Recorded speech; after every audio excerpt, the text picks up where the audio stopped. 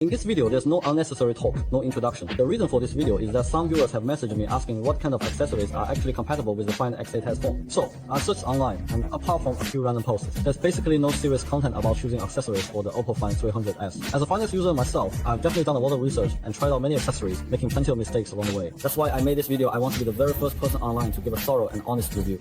These accessories of Find X8s are also the accessories that the blogger has used since he started using it, and the price is very suitable. During the 618 event, some friends can afford it. It is not that there is no promotion for adding accessories. Please watch it. Then the first thing is to put on the Super S tempered film. Now the tempered film is actually not uncommon, but it has a super thin black border. It is still difficult to choose the tempered film, including the overall feel of the screen, as well as coverage area and other aspects. So after several rounds of selection, I chose this particular type of screen protector. This yellow film comes with an installation tool, so applying it is really straightforward. Even beginners can easily get it right. As for the tempered glass, its black border is very thin. At the top, there's also a dust-proof mesh. So how does it actually perform? Let's not waste any more time and just test it out. The price is 20 yuan for a single piece. I bought a 2-piece pack. Around 40 yuan in total.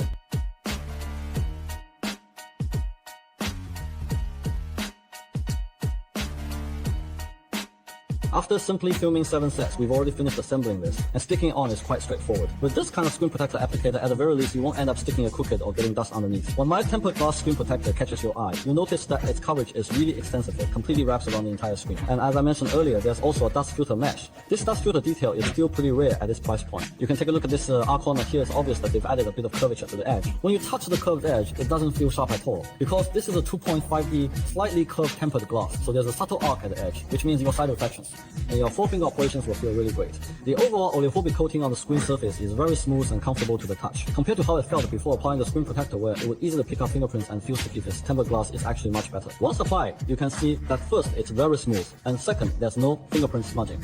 The anti-fingerprint effect is also quite well done. As for fingerprint unlocking, there's absolutely no issue as eyelid unlocks very quickly. After I turn on the screen, I think the display effect doesn't have any major issue. As for black border obstruction, to the naked eye, you can hardly see any obvious black edges. So I think a tempered glass screen protector is still very necessary. Even without talking about how protective it is, at the very least, it ensures a comfortable overall feel in your hand, and visually it looks quite good as well. Plus, it doesn't really pick up fingerprints, right? The overall touch sensitivity is also very smooth. All in all, this tempered glass is inexpensive, easy to apply, and the black border is well controlled. Its feel and fingerprint resistance are both quite well done in all aspects. At 20 yuan for a single tempered glass screen protector, or 40 yuan for two, I think the cost performance is pretty good. Among all the screen protectors I've tried so far, this one is the best fit for the X8s. Now that I've finished talking about the tempered glass, I have to mention the phone case. That's because the glossy middle frame of the phone is really prone to picking out fingerprints. For people like me who are a bit obsessive about cleanliness, it's hard to tolerate fingerprints on the frame, and overall it really makes the phone look cheap. So choosing a phone case is pretty much unavoidable. However, the original texture of the phone is already very good, so in order to preserve the original color and feel of the phone,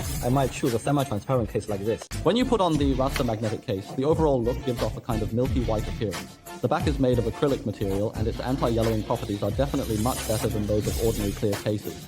After nearly a month of use, there are still no obvious signs of yellowing. The sides look like this with independent metal buttons, and the back features this continuous ring design. When you touch the fiber optic texture, it feels very comfortable. The camera frame is also raised for added protection. That is, when our screen lens is flat, it can effectively prevent our lens from being scratched. Generally speaking, this phone case is relatively balanced in all aspects. Whether it looks good or not is up to each person to judge for themselves, but I personally think it is very practical and feels really good. In order to match this phone case, I chose a magnetic power bank for it. This power bank was used for my iPhone 15 before. If I change my phone, I will replace it with this one. The overall appearance of the power bank on the handlebar S is quite good. It is a transparent style. You can see some metal round parts which are quite technological. This side is an aluminum alloy middle frame. Because it has a battery capacity of 10,000 mAh, I think its overall weight is good. Of course, there are some shortcomings. There are still some fingerprints on this black part. Then there is a screen. Obviously, we will suck it up to see whether its suction is stable. A normal continuous loading animation, and the whole series can be placed upside down or sideways without any problems, including shaking the phone. There is no need to worry about it falling. Although I have used the two power banks for more than a year, it is still very strong now. It has a 20-watt charging speed, which is not fast, but it can meet daily travel needs. After talking about these accessories, I actually want to talk about something that is really a big topic.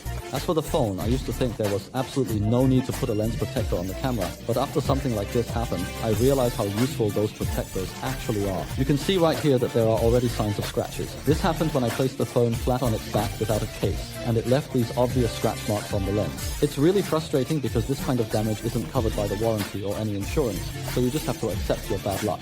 So when it comes to our devices, I really think it's necessary to use a lens protector. No matter what, it's still glass after all. Even putting aside its other functions, having protection against cuts and scratches is genuinely important. If you ask me whether a lens protector affects photo quality, I can confidently tell you that it really doesn't. After I applied a lens protector, I found that as long as you choose one with 95% AR anti-reflective coating, it can significantly reduce glare or blue light issues when taking photos. For example, I chose this 95% AR anti-shake lens protector, which also comes with an alignment tool. It's definitely very easy to apply. Let's take a photo first for a quick comparison to see if there's any difference before and after applying the protector. This is the result of a photo taken before applying the protector. Overall, the image quality is quite good with no major issues. Next, let's try taking another photo after applying it and see how it turns out. So now it's already been applied. Honestly, right after putting it on, I couldn't even tell there was a screen protector. The edges are curved. Can you see? You really can't tell there's a film on it. And when you touch it, it's curved just like tempered glass with no noticeable roughness or discomfort. Visually, there's no sense of awkwardness at all. Overall, the look and feel are really great, guys.